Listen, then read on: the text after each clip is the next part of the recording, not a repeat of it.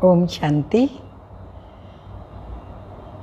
आज बाबा के 2-10-21 के अनमोल साकार मधुर महावाक्य हैं, जिनमें बाबा ने कहा है कि बच्चे, तुम्हें किसी भी देहधारी को याद नहीं करना है, एक विदेही बाप को ही याद रखना है। साथ साथ बाबा ने कहा मैं गरीब बच्चों को ही अडॉप्ट करता हूँ, क्योंकि मुझे गरीब निवाज कहा जाता है। साहूकार लोग को घमंड रहता है अपने इस धन का, लेकिन बाबा ने कहा गरीब बच्चे निर्माण होते हैं, तो उनको अडॉप्ट कर ही मैं सत्युग की स्थापना करता और वहाँ पर उनको विश्व का मालिक बनाता हूँ। इसके साथ साथ बाबा ने कहा कि बच्चे, तुम ईश्वरीय संतान हो, तुम बाबा से अपना राज्य भाग्य ले रहे हो। ये राजधानी स्थापन हो रही है। राजधानी में सब प्रकार के बच्चे यहाँ पुरुषार्थ कर रहे हैं, जो भविष्य में विश्व महाराजन बनते, राजन बनते, प्रजा बनते। प्रजा में भी साहूकार प्रजा, गरीब प्रजा, दास दासियाँ आदि आदि बनते हैं। तो इसलिए कोई भी कुछ भी ऐसा कर्म करता है तो समझ लीजिए राजधानी है, उसमें सब प्रकार के बच्चे चाहिए।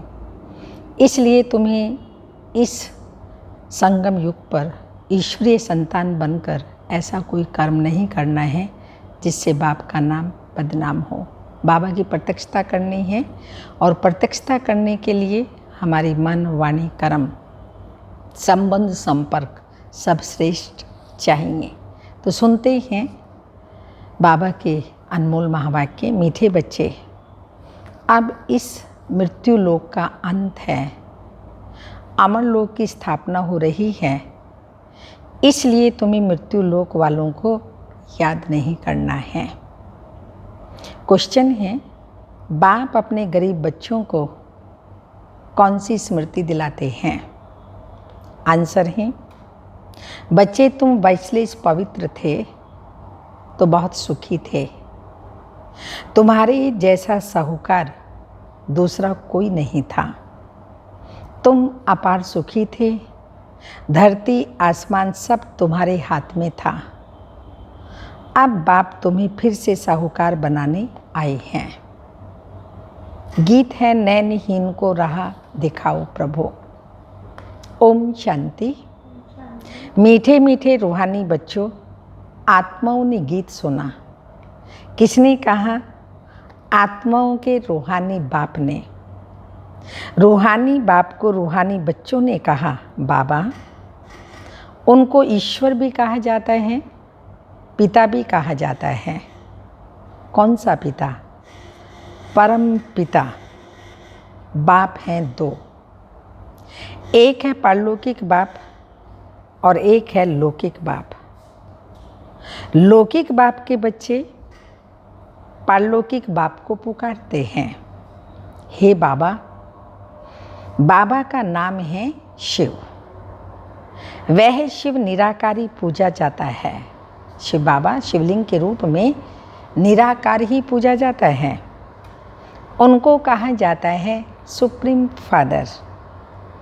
लौकिक बाप को सुप्रीम नहीं कहा जाता। ऊंचते ऊंच सभी आत्माओं का एक ही बाप है। सभी जीव आत्माएं उस बाप को याद करती हैं। आत्मा ये भूल गई हैं हमारा बाप कौन है। पुकारते हैं, ओ गॉड फादर, हम नैनहीन को नैन दो। तो हम अपने बाप को पहचाने। भक्ति मार्ग में हम अंधे बन ठोकरें खाते रहते हैं। अब इन ठोकरों से छुड़ाओ। बाप ही कल्प कल्प आकर भारत को हेवन बनाते हैं। अब कलयुग है और सतयुग आने वाला है।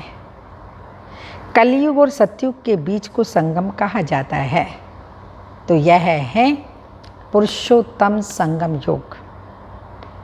बेहद का बाप आकर जो भ्रष्टाचारी बन गए हैं, उन्हों को श्रेष्ठाचारी पुरुषोत्तम बनाते हैं। लक्ष्मी नारायण कौन थे? पुरुषोत्तम थे ना। लक्ष्मी नारायण की डिनाइस्टी का राज्य था। यह बाप आकर स्मृति दिलाते हैं, तुम भारतवासी आज से 5000 वर्ष पहले स्वर्गवासी थे, अब नरकवासी हो। आज से 5000 वर्ष पहले भारत हेवन था। भारत की बहुत महिमा थी। सोने हीरे के महल थे। अब कुछ भी नहीं है। कलयुग एंड में आकर के पहुँचे हैं। जो सब हीरे जवाहरात सोने के महल आदि थे सब खत्म हो गए, तो अब कुछ भी नहीं है। उस समय और कोई धर्म नहीं था, सिर्फ सूर्यवंशी थे। चंद्रवंशी पीछे आते हैं। त्रेता में चंद्रवंशी आते, सतयुग में केवल सूर्यवंशी थे। तो बाप समझाते हैं तुम ही सूर्यवंशी थे। अब तक लक्ष्मी नारायण के मंदिर बनाते रहते हैं। उनका यादगार चित्र अभी तक इतने बड़े बड़े मंदिर लक्ष्मी नारायण के बनाते हैं, जो सतयुग में यह लक्ष्मी नारायण सूर्यवंशी थे। परंतु लक्ष्मी नारायण का राज्य कब था, कैसे राज्य पाया, यह किसी को भी पता नहीं है। पूजा करते हैं परंतु जानते नहीं, तो ब्लाइंड फेथ हुआ ना। शिव की लक्ष्मी नारायण की पूजा करते हैं, बायोग्राफी कोई भी नहीं जानते। भारतवासी खुद कहते हैं हम पतित हैं। हे पतित पावन बाबा आओ, आकर हमको दुखों से, रावण राज्य से लिबरेट करो। तो बाप आकर सबको लिबरेट करते हैं। बच्चे जानते हैं सतयुग में एक ही राज्य था। कांग्रेसी लोग अथवा बापूजी भी यही मांगते थे कि हमको फिर से राम राज्य चाहिए, हम स्वर्गवासी बनना चाहते हैं। अब नरकवासियों का क्या हाल है, देख रहे हो ना, क्या हालत हो गई है संसार की। इसको कहा जाता है हेल, डेविल वर्ल्ड। यही भारत डीटी वर्ल्ड था, अब डेविल वर्ल्ड बन गया है। बाबा समझाते हैं तुमने कितनी जन्म लिए हैं? 84 जन्म लिए हैं, ना कि 84 लाख। 84 लाख योनियाँ नहीं, 84 जन्म हैं जो भारतवासियों ने 84 जन्म लिए हैं। यह तो शास्त्रों में गपोड़े लगा दिए हैं। 84 लाख योनियों में आत्मा जाती है, ये शास्त्रों में गपोड़े लगाए हुए हैं। आज से 5000 वर्ष पहले इस भारत में कौन सा मार्ग था, बताइए। आज से 5000 वर्ष पहले इस भारत में कौन सा मार्ग था? ईश्वरीय मार्ग संगम युग पर होता है। और कौन सा मार्ग था? देवताओं का मार्ग। और उस देवताओं के मार्ग को कौन सा मार्ग कहेंगे? सदगति का मार्ग था। वहाँ न भक्ति न दुख का नाम निशान था। उनको सुख धाम कहा जाता है। बाप समझाते हैं तुम असल में शांति धाम के रहने वाले हो।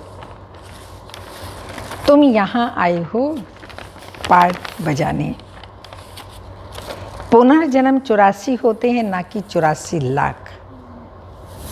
अब बेहद का बाप आया है तुम बच्चों को बेहद का वर्षा देने। बाप तुम आत्माओं से बात करते हैं, क्या नशे की बात है? भगवान स्वयं हम बच्चों से बात कर रहे हैं तो नशा चढ़ता है। और सत्संगों में मनुष्य को भक्ति की बातें सुनाते हैं। यहाँ शिव बाबा बच्चों को ज्ञान की बातें सुनाता, सद्गति की बातें सुनाता, स्वर्ग की बातें सुनाता है, भगवान आत्माओं को सुनाता है और मनुष्य भक्ति मार्ग में मनुष्य को सुनाते हैं। आधा कल्प जब भारत स्वर्ग था, एक भी पतित नहीं था, अब एक भी पावन नहीं है। यह है पतित दुनिया। बाप समझाते हैं, गीता में कृष्ण भगवान वाच्य लिख दिया है। कृष्ण भगवान नहीं, ना कि उसने गीता सुनाई है।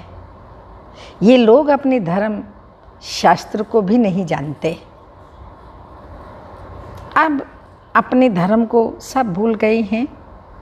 धर्म मुख्य 4 हैं। पहले हैं आदि सनातन देवी देवता धर्म, सूर्यवंशी, पीछे चंद्रवंशी, दोनों को मिलाकर कहते हैं देवी देवता धर्म। वहाँ दुख का नाम नहीं था। सत्युग त्रेता में दुख का नाम नहीं था। 21 जन्म तुम सुख धाम में थे। फिर रावण राज्य भक्ति मार्ग शुरू होता है। शिव बाबा कब आते हैं? जब रात होती है, भारतवासी घोर अंधियारे में आ जाते हैं, तब बाबा आते हैं। गुड़ियों की पूजा करते रहते हैं, एक की भी बायोग्राफी को नहीं जानते। सब देवी देवताएं उनकी पूजा करते रहते हैं। बाबा ने कहा एक की भी बायोग्राफी नहीं जानते, इसलिए कहा गया गुड़ियों की पूजा। भक्ति मार्ग में अनेक धक्के खाते हैं। तीर्थों पर जाओ, फेरा लगाओ, कोई प्राप्ति नहीं। बाप कहते हैं मैं आकर तुमको ब्रह्मा द्वारा यथार्थ ज्ञान सुनाता हूँ। पुकारते हैं कि हमको सुख धाम और सुख धाम शांति धाम की राह दिखाओ। बाप कहते हैं आज से 5000 वर्ष पहले हमने तुम्हें बहुत साहूकार बनाया था, इतना धन दिया, फिर कहाँ गंवाया? क्या किया आप लोगों ने? तुम कितनी साहूकार थे। भारत कौन कहलावे? भारत ही सबसे ऊंचे से ऊंचा खंड था। भारत कोई मनुष्य नहीं, भारतवासी। ये भारत बहुत ऊंचे से ऊंचा खंड था। वास्तव में ये सबका तीर्थ है। क्यों है भारत सबका तीर्थ? क्योंकि पतित पावन बाप का बर्थ प्लेस है। जो भी धर्म वाले हैं, सभी की बाप आकर सद्गति करते हैं। अब रावण का राज्य सारी सृष्टि में है, सिर्फ लंका में नहीं। जब सूर्यवंशी राज्य था तब वह विकार नहीं थे, कोई भी प्रकार का वहाँ पर विकार नहीं था। भारत वाइसलेस था, अब विशेष है। सब नरकवासी हैं। सत्युग में जो दैवी संप्रदाय थे वो फिर 84 जन्म भोग आसुरी संप्रदाय बने हैं। फिर दैवी संप्रदाय बनने हैं। शिव बाबा फिर से दैवी संप्रदाय बनाने आए हैं। भारत बहुत साहूकार था, अब गरीब बने हैं, इसलिए भीख मांग रहे हैं। बाप तुम गरीब बच्चों को स्मृति दिलाते हैं। क्या बच्चे, तुम कितनी सुखी थे। तुम्हारे जैसा सुख किसी को मिल नहीं सकता। याद करो वो दिन जब सत्युग था। ये भारत सोने की चिड़िया था, जहाँ पर हीरे जवाहरात आदि के महल थे। शेर बकरी एक घाट पर पानी पीते थे। सुख शांति संपत्ति सब था। तो वो बाबा स्मृति दिलाते हैं, वो याद करो। और वही फिर से बाबा बच्चों को बना रहे हैं। तो बाबा कहते हैं फिर भीख मांगने की आवश्यकता नहीं। धरती आसमान सब तुम्हारे हाथों में था। शास्त्रों में कल्प की आयु लंबी बताकर सभी को कुंभकर्ण की नींद आसुरी नींद में सुला दिया। ये भारत शिव बाबा का स्थापन किया हुआ शिवालय था। वहाँ पवित्रता थी। उस नई दुनिया में देवी देवताएं राज्य करते थे। मनुष्य तो यह भी नहीं जानते कि राधे कृष्ण का आपस में क्या संबंध है। दोनों अलग अलग राजधानी के थे, फिर स्वयंवर के बाद लक्ष्मी नारायण बने। यह ज्ञान कोई मनुष्य मात्र में नहीं है। स्पिरिचुअल नॉलेज सिर्फ एक ही बाप देते हैं। अब बाप कहते हैं आत्म अभिमानी बनो। अंडरलाइन, बाबा क्या कह रहे हैं? आत्म अभिमानी बनो।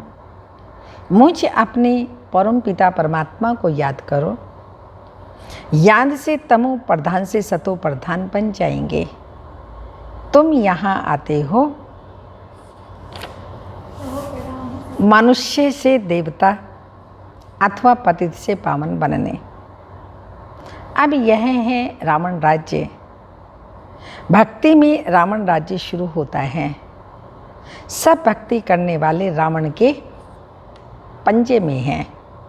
पक्षी पंजे में पकड़ लेता है ना, तो रावण ने हम सबको अपने पंजे में फंसाया हुआ है।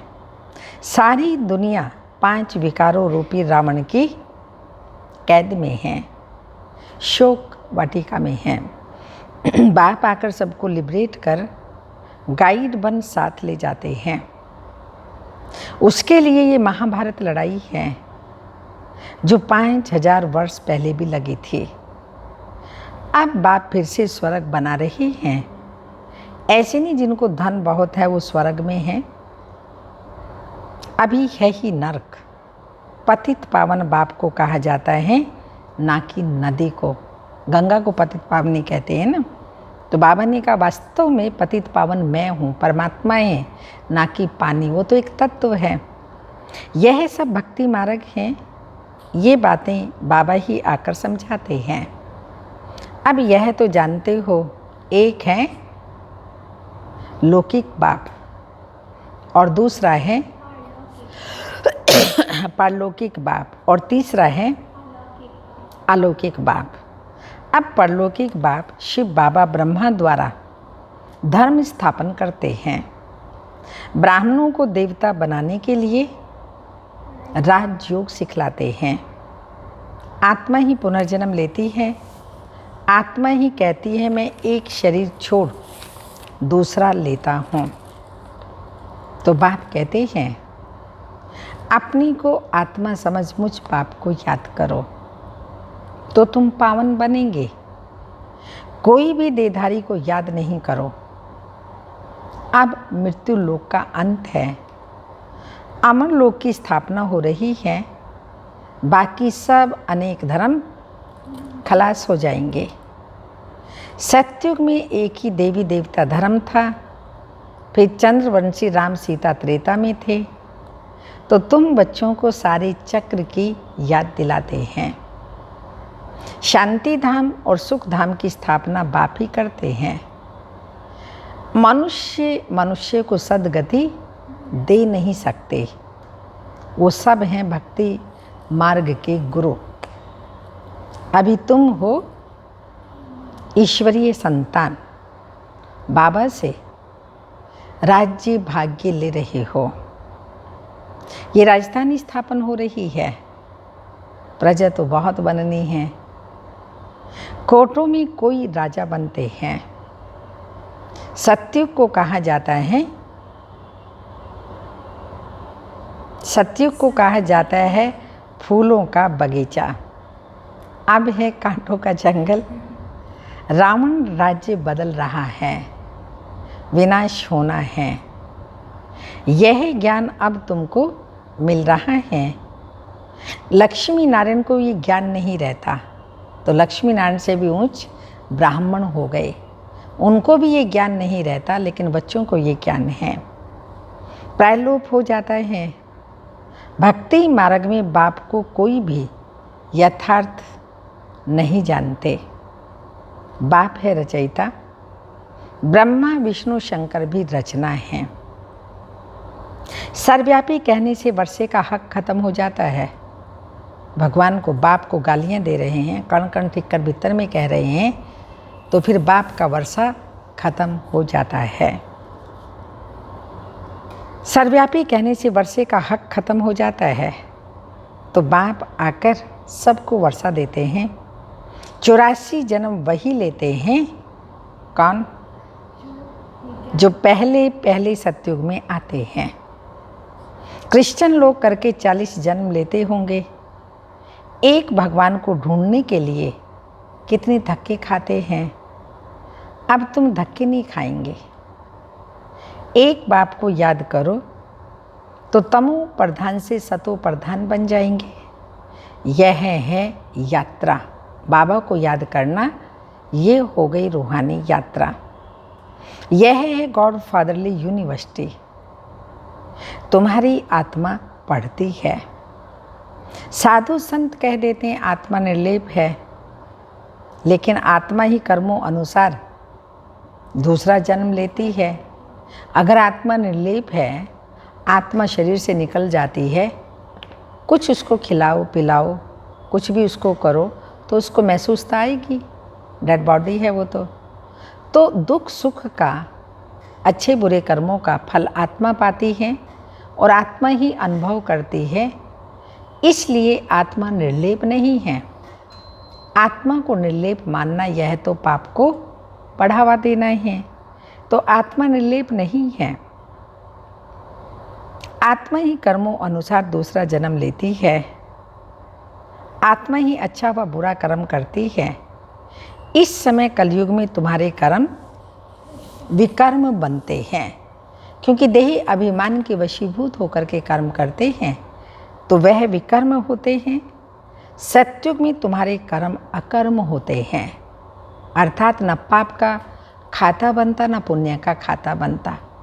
जो संगम युग पर परमात्मा की याद में कर्म किए उसकी प्रारब्ध सतयुग में पाते हैं। वहाँ विकर्म होता ही नहीं, वह है ही पुण्य आत्माओं की दुनिया। अच्छा, मीठे मीठे सिक्के लदे बच्चों प्रति माता पिता बाप दादा का याद प्यार। Good morning diamond morning. रूहानी बाप की रूहानी बच्चों को नमस्ते। हम रूहानी बच्चों की रूहानी माता पिता बाप दादा को याद प्यार। Good morning diamond morning. Om नमस्ते। मातेश्वरी जी के अनमोल महावाक्य हैं। मनुष्य की एम ऑब्जेक्ट क्या है, उसे प्राप्त करने का यथार्थ तरीका। तो मम्मा ने कहा हर एक मनुष्य को ये सोचना जरूरी है अपनी अच्छी जीवन बनाने के लिए क्या उचित है। मनुष्य की लाइफ किस लिए है? क्या खाना पीना सोना बस? तो ये सोचना चाहिए हमारे को मनुष्य जीवन मिला, ये लाइफ हमारी किस लिए है, उसमें हमें क्या करना है। अब अपनी दिल से पूछें कि वो मेरे जीवन में परिवर्तन हो रहा है। हम बाबा के भगवान के बने हैं, भगवान ने हमें अपना बनाया है, तो हमारे अंदर क्या परिवर्तन आ रहा है, ये हमें अपने आप से पूछना है। मनुष्य जीवन में पहले तो नॉलेज चाहिए, फिर इस जीवन की एम ऑब्जेक्ट क्या है। यह तो जरूरी मानेंगे कि इस जीवन को सर्वदा सुख और शांति चाहिए, तो क्या वो मिल रही है? पूछें अपने आप से। जो मानव चाहता है जीवन में सुख शांति, तो क्या हमें वो मिल रही है? इस घोर कलयुग में तो दुख अशांति के सिवाय और कुछ है ही नहीं। अब सोचना है सुख शांति मिले कैसे। सुख और शांति ये दो शब्द जो निकले हैं, वह जरूर इसी दुनिया में कब हुए होंगे। इस संसार में कब सुख शांति थी, मनुष्य ने इसका अनुभव किया, तब तो फिर से चाहता है कि हमारे जीवन में सुख शांति हो, तभी तो इन चीज़ों की मांगनी करते हैं। अगर कोई मनुष्य ऐसे कहे कि हमने ऐसी दुनिया देखी ही नहीं, तो फिर उस दुनिया को तुम कैसे मानते हो? इस पर समझाया जाता है।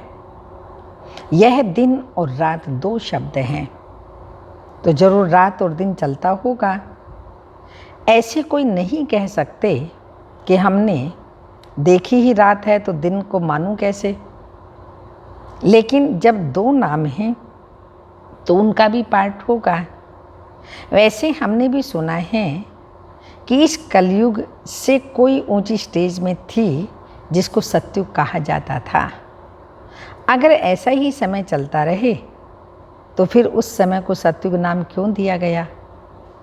तो यह सृष्टि अपनी स्टेज बदलती है। पहले सतो प्रधान, सतो सामान्य, रजो प्रधान, तमो प्रधान, ये सृष्टि 4 स्टेजेस को क्रॉस करती है। Golden, silver, copper, iron. जैसे किशोर, बाल, युवा, वृद्ध ये बदलते रहते हैं ना, वैसे सृष्टि भी बदलती रहती है। आज के जीवन और उस जीवन में कितना फर्क है, तो उस जीवन को बनाने का प्रयत्न करना है। दूसरी पॉइंट है निराकारी दुनिया, आकारी दुनिया और साकारी दुनिया का विस्तार। निराकारी परमधाम, आकारी दुनिया सूक्ष्म लोक और साकारी दुनिया ये कर्म क्षेत्र। इस पूरे ब्रह्मांड के अंदर 3 दुनियाएं हैं। एक है निराकारी दुनिया, दूसरी है आकारी और तीसरी है साकारी।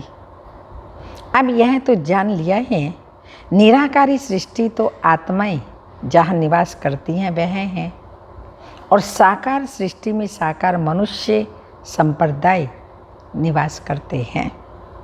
बाकी है आकारी सूक्ष्म सृष्टि। अब विचार चलता है, क्या यह आकारी सृष्टि सदा ही है या कुछ समय उसका पाठ चलता है?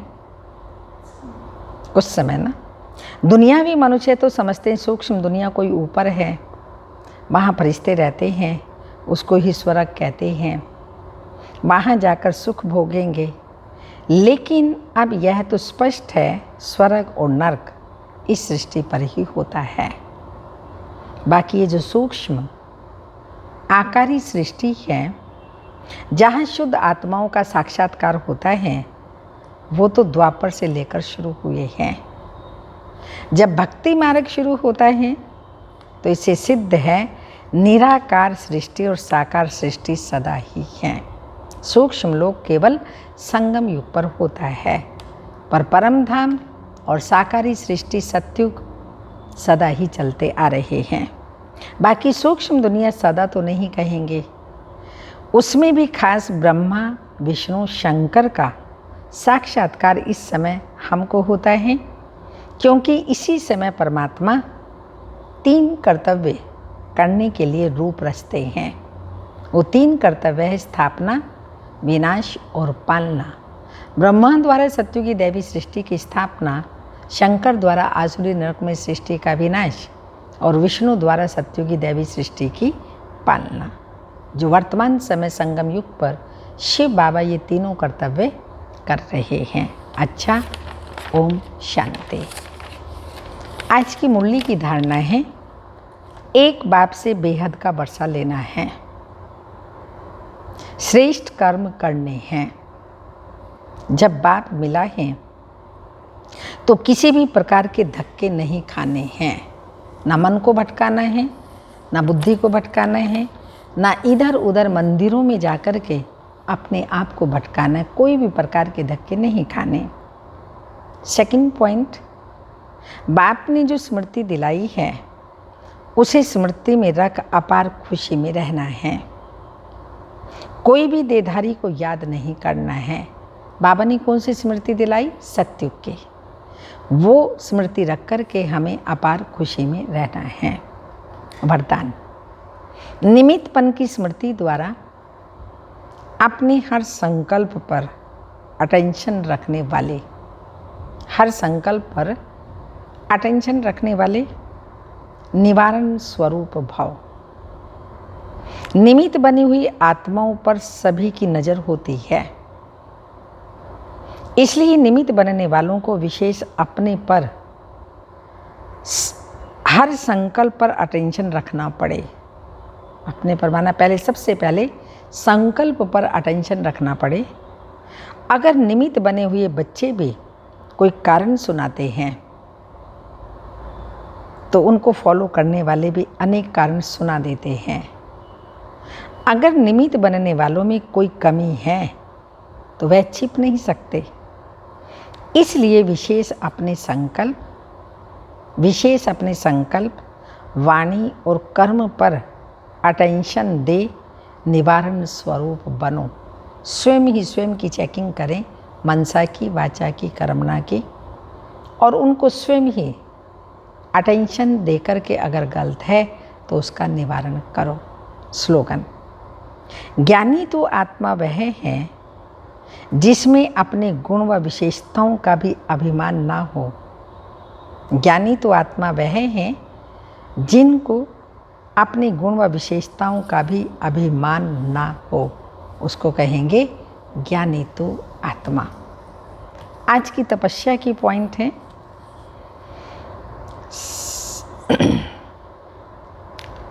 अब अपने ईश्वरीय ब्राह्मणपन के, अभी हमारा ब्राह्मण जीवन है, ब्राह्मणपन के सर्वस्व त्यागी की पोजीशन में स्थित रहो। हद की पोजीशन कि मैं सबसे ज़्यादा सर्विसेबल हूँ, प्लानिंग बुद्धि हूँ, इन्वेटर हूँ, धन का सहयोगी हूँ, दिन रात तन लगाने वाला हार्ड वर्कर हूँ या इंचार्ज हूँ, आदि आदि। इस प्रकार के हद के नाम, मान और शान के उल्टे पोजीशन को छोड़ अब त्यागी और तपस्वी बनो। जो भी कुछ कर रहा हूँ बाबा ने निमित्त बनाया है, निमित्त समझ करके हर कार्य करता हूँ, सेवाधारी हूँ। बुद्धि की देन किसकी है? परमात्मा की। तो दिव्य बुद्धि किसने दी? बाबा ने। जिस बुद्धि से ही मैं प्लानिंग करता हूँ या कोई भी नई इन्वेंशन निकालता हूँ, धन किसका है? क्या कहा भक्ति में? तन मन धन सब तेरा। और अभी तो हम वैसे ही, चाहे घर परिवार में रहते हैं, आश्रम में रहते हैं, तो हम कौन हो गए? ट्रस्टी। ये मेरा नहीं है, बाबा का धन है, उसको ईश्वरीय सेवा में ही लगा रहा हूँ दिन रात।